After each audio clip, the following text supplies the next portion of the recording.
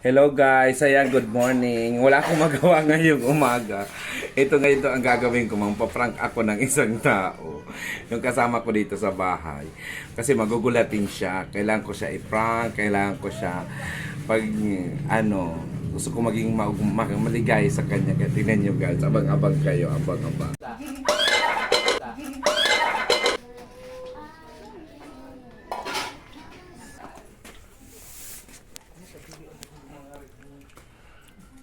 Birthday niya na kaya dito. Ganyan kong alangan. Iwan magpanti ka ni pula.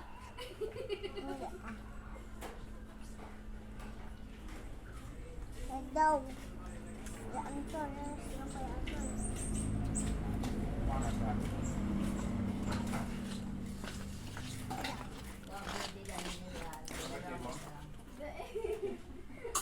Pula-pula. Ang uli mo.